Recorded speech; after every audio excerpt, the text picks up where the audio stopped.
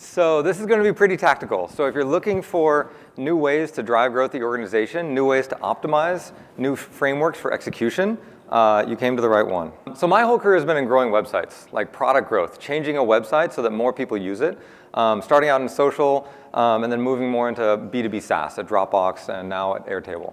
So I've always been a growth guy. But growth is hard. Trying to find the next big win, trying to maximize conversion rate, it's a challenge to figure out like what to optimize, where to focus your resources, and then what changes to make. And as Jim was saying, 2/3 of growth experiments fail. And so you really have to be ready with a great system and process and optimization to get that 1/3 right. So today we're going to talk about leveraging user psychology to grow your website. And I'm going to be primarily focused on actually optimizing a website, doing product growth and iteration. But many of these techniques can be applied to a marketing funnel, even in-person sales. It's a question of what you look at and how you optimize it. So we're going to be looking at accelerating users using something I call Psych, identifying the user decisions that drive your business, finding the gating factors holding users back, and then also using my Evelyn system to drive the highest ROI experiments and a really mature growth process. So we're going to start with a fun example. Hooked is a teen fashion app. How many people have used Hooked? Exactly 0. Perfect. So this will be novel for all of you. In order to do this one, though, I'm going to need your help. There's the concept of a psych tank that I use. So psych is kind of an amount of user energy. It's kind of like how psyched up are you about something. And so it goes from 0 to 100. If you're 0 psyched, you don't really want to be here. You just kind of want to walk out of the conference. If you're 100 psyched, you want nothing else but to actually be right here, and you're riveted, and you're really excited. So from the top of your head to the maximum extension of your arm, how psyched are you right now about this current experience? Like 0 to 100, 50? Okay. Okay, I'm seeing some zeros. I'm seeing some hundreds. Okay, great. Okay, so remember your psychedness level as we go into that. Kind of take that number, write it down in your head. So this is the beginning. As you open the app, you see Tiffany says, "Do you hear that?" By the way, can everyone read this from the back? Put your hand up if you can read this, maybe. Okay, I'm going to read it out then. So Tiffany says, "Do you hear that?" Mom says, "Hear what?" "There's a baby crying." "Mom's not home. Wait until I get back," she says. "It's coming from the basement." "Don't go down there, Tiff." "Why? Why not?" "There's something about your father I haven't told you." "Mom, there's a baby. I can hear it." "Honey, please ignore it till I get home." "How am I supposed to do that?" "It's getting louder. Don't go down there. I'm warning you." OMG, Mom. Are you not grasping the situation here? There's a random baby crying in the basement. I know. Just stay in your room. Hold on, I think it stopped. I don't hear anything. Good. I'm going to go check downstairs. OMG, WTF. Tap to see image. How psyched are you right now to tap to see that image? Is it above, like how many points above your previous score? 10, 15? It's higher, right? How long did that take? About 45 seconds to take you from, say, 50 psyched to like 80, maybe? You're way more psyched. Like, no one's going to leave the room until we like tap this image. And so let's all tap that image. 7 days free trial. And I'm sure that no one beyond the first 4 rows can see that, but under the massive 7-day free trial button with terrible contrast, it says, then $4.99 a week. And so you can see why it's a teen fiction app. So obviously people click this, they're really high psych, they're really trying to get through this experience. What's the point? We're not all running teen fashion apps. The point is, whatever you own, whatever process you own, there's someone who comes in that process with a certain intent. They want to at least explore your product. And there's things you can do to get them more and more and more excited about your product. It might not be this kind of addictive, like chat fiction horror experience, but there's some experience that you can give them that will make them more and more excited to say, yes, more, take my money. And then you can actually put the conversion step, the difficult part, right at that moment when they're at that peak psyched level. When you've gotten them as psyched as they're probably ever going to be, you can say, okay, great, the next step is this. And we're going to be talking about this in more detail. So, what is psych? What is the challenge of talking about growth? Oftentimes when we talk about growth, or even like optimizing an experience, we say, oh, I like this better. I like this copy better. I like this page. I like this image better. And other people are like, I don't like it so much. And the problem is that we talk about emotions. We talk about the trade-offs of the entire page versus an entire other experience. And that's pretty high level. So the idea of psych is this concept of user energy that can increase or decrease even during the experience. It can be very dramatically go up and down. And the insight is that emotions are kind of aggregated reactions to lots of individual stimuli. When you say, I like it, there's probably like 10 or 20 or 100 things inside the I like it. That's often reactions generated from each element of the page, like the font, the header, the color, the spacing, everything bundles up into I like it. So the idea about the psych framework is to actually talk about the reactions you have to each element on the page. Like I find the heading plus psych because it's really clear, but this form is minus psych because it looks like a lot of work. Breaking it down into individual components helps you chat with your coworkers about these subjects. And throughout an experience, you can track the psych. So for instance, in the hooked experience, you could see our site going up and up and up, and then like shark toothing down. And so for a normal site, it might be something like arriving on the site, it's a nice site, nice headline, attractive design, gets you more sites, and then in your email, in your credit card, gets you less sites. One realization is that adding psych is really important. Oftentimes in the growth community, we all talk about like removing friction and making it easier. Like how do you make it easier and easier? Like remove all the clicks, remove all the pages. But there's also an important part of like actually increasing user excitement about it. This is especially true if you have high touch products. If you have a product where someone actually has to learn what your product does, it might be a new category to them. It might actually make sense to add steps to the flow where you educate them, get them more excited about why this product is important for them. So, returning to our original concept, I'm going to try to give you an entire like psychological framework for doing growth on your either product or marketing campaign or even internals for your company. This starts with high-level concepts of simply user decisions. To Jim's point, as you're thinking about your customer journey, don't think about just this page, this page, this page, but think about those important activation moments and really think about like the user decisions behind them. Like fundamentally, in many cases, your whole flow is just a set of technological innovations to try to get people to make a certain decision. For instance, should I buy? That's a principle one. Or should I sign up? Most of those decisions have gating factors, such as can I get approval? Or is this the best one?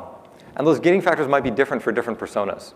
And so thinking about like from the user decision level of what are all the user decisions my customers make, the gating factors for what actually unlocks each of those decisions, it's probably like 2 to 5 factors per decision that you really have to get right and convince them of.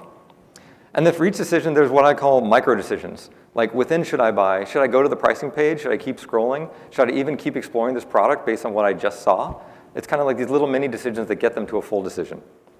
And then my conception is that the micro decisions are driven by psych. It's driven by this kind of psych framework that I laid out. So the psych drives the small decisions, which drive the macro decisions, and then success of your product.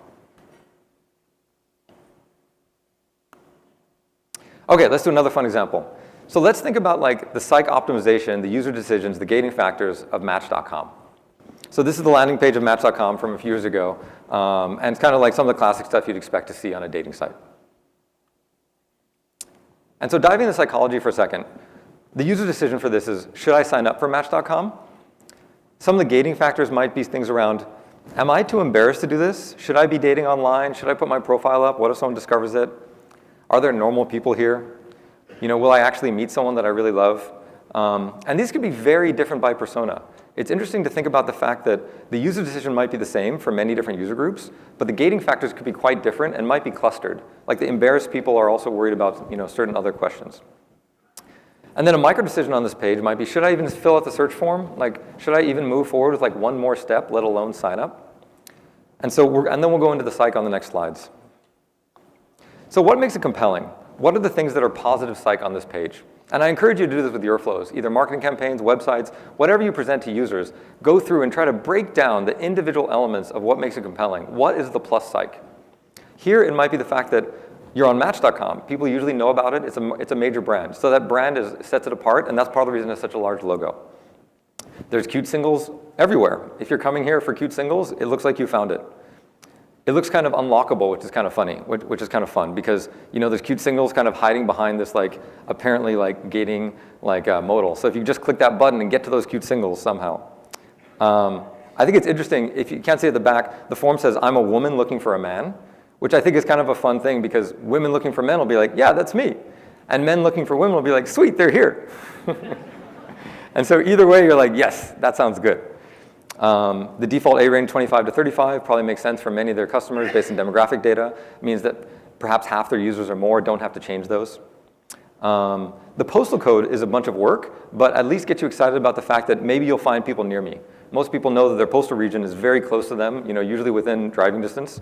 And so they could get excited about the fact that these signals are near me. And then the View Photos button is way better than the Submit button. You're just like, hey, view photos, that sounds great. So I take this one step further, and I break it down to actually points for each one. So when you start on the page, you might be at 30 psych, maybe you came in on a promotional link, and then you see cute singles, and you go up by 10 psych points, but they're hidden. That's kind of interesting, maybe +2. But then you have a 3-line, a form to fill out. You're like, ugh, -15.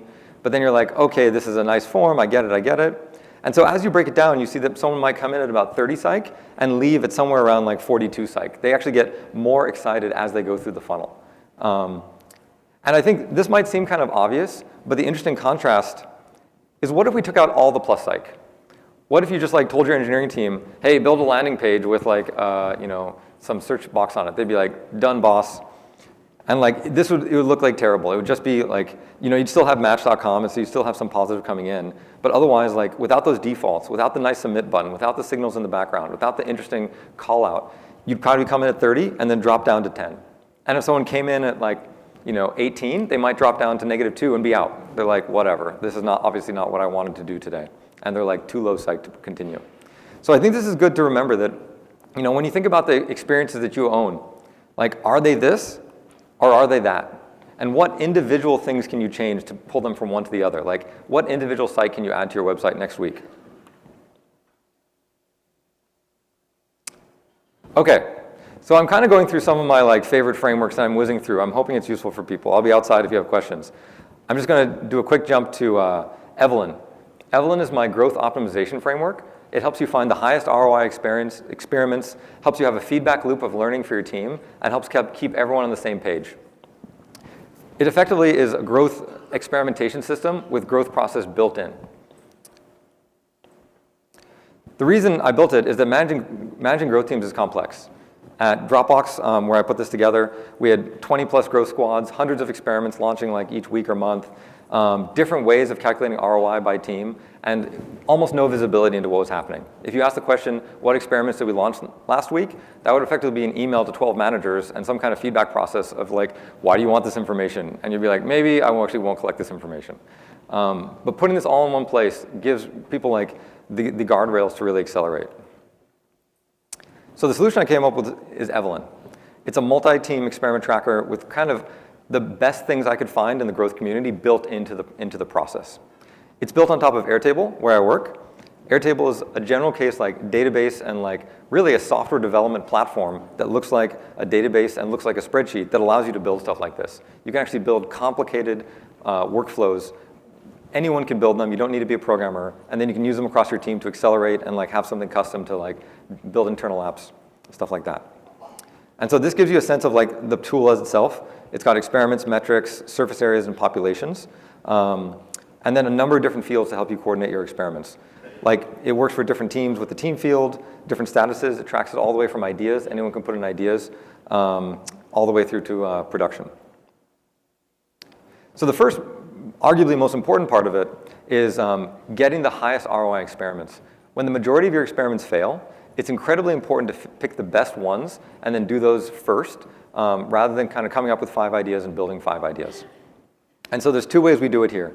First, in the bottom right of this panel, you see t-shirt impact and eng costs. You kind of gut feel go through and understand, hey, is this going to be high, medium, low impact, and cheap, medium, expensive to build? And you do that with your team. You can kind of align on these kind of gut feels. One person says, I think it's low, another person says high. Let's talk about that. Once you get some good t-shirt sizing, I find that I'm surprised by about half the things that rise to the top. Half I'm like, yeah, of course, I thought that was a good one. But then about half of them I'm like, that's true. It really isn't that hard to build, and it is a good idea. That is something that we should focus a little bit more on. So this helps you, starting with gut feels, getting you to a place where you can actually rank the top ones. It also puts it in a system so it can be shared with the team. So this is no longer just the PM's job. Everyone can see how we're thinking about that. Everyone can put in their own thoughts on sizing. It's something you do together. It also prints out a score, so you have kind of a numerical indicator, so you can compare them very easily. The other thing that's on the slide in the middle is opportunity size. I'm a big believer in going very deep on opportunity sizing all the work you do on a team that has more than half of its experiments fail. If you're going to do work that's risky, it makes sense to get the data, as Jim was speaking to, instrument everything, go deep on that, and then really opportunity size each potential win in a very detailed way. So look at, if we make this change, how many people will click on it, how many people will convert, and then what's the actual either monetary value or something, or number of new users we plan to get off this change. As you put that in the tool and rank by that and put an edge estimate of it taking like 1 week, 2 weeks, 5 weeks, then you get this opportunity score, which is an even more mature idea of what is the absolute highest value projects your team can do. I found that this can cut out maybe like a third or even half of the low quality experiments and really increase the speed of your team, not in terms of the engineering, but in terms of the result, which is really how your team is judged. The other thing this tool has built in, and I'll give you a link to it later so you can download it into your own Airtable, is effectively a pipeline view. And so every experiment with a given metric goes into this view, and when people submit ideas that are focused on revenue, it comes up at the top, and then it goes size idea, waiting to run, et cetera. And so you can actually track things through your pipeline with this view, and it has sums per pipeline stage. That allows you to do some interesting things. You can see your revenue pipeline with the potential win amount in progress. You could say, oh, there's $6 million waiting to run. Why is it waiting? How can we get this running? You can have a chat with the right person to get this kind of like off the back burner. You can also look at your idea pipeline and say, hey, we've got 4 ideas that aren't sized. There could be some really great wins in there. Why don't we take the time to size it up?